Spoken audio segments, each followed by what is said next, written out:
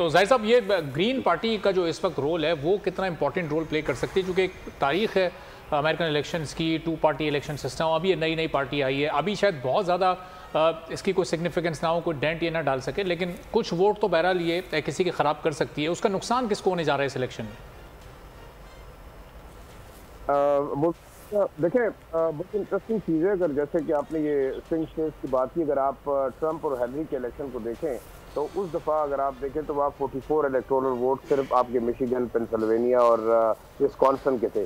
और उसमें अगर ओवरऑल वोट पोल हुआ जो था ग्रीन पार्टी जिल स्टिंग को आपको याद हो तो वो तकरीबन 1,32,000 वोट उन्होंने दिए थे और हेनरी जो है वो 77,000 वोट ले सकी। तो वो तकरीबन 44 इलेक्टोरल जो कॉलेज के वोट थे वो मिले ट्रंप साहब को, तो वो जीत गए। इस दफा देखिए बड़ी इंटरेस्टिंग चीज़ है, जो जेल की इस वक्त जो पॉलिसी है बेसिकली, अगर ओवरऑल गजा और इसराइल के खिलाफ जो एक सेंटीमेंट था और जो उन्होंने बात की, मेरे ख्याल में वो बड़ा एक डिसाइडिंग फैक्टर होगा। अगर वो इस दफा भी इतने वोट लेती हैं तो एक बड़ा इफेक्ट होगा इन स्टेट्स के अंदर, और खासतौर पर आपके जो पेंसिल्वेनिया है, विस्कॉन्सिन है, मिशिगन है, इसके अंदर ये इफेक्ट जरूर आएगा। जाहिर साहब जो दीगर फैक्टर्स हैं, वुमेन कार्ड है या जो यूथ के वोट्स का फैक्टर है, वो कितना इसमें एक अप्लाई हो सकता है, वो कितना अपना रोल प्ले कर सकता है?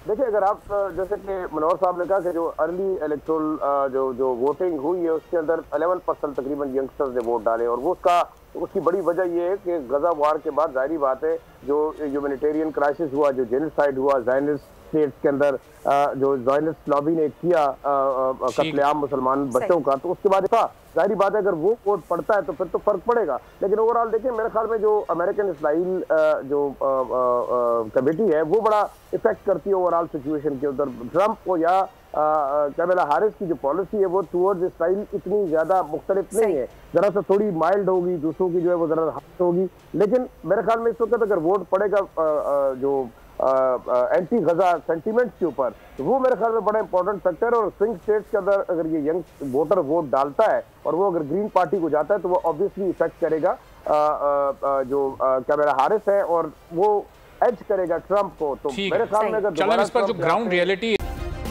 सब्सक्राइब करें और बेल दबाएं ताकि कोई खबर रह न जाए।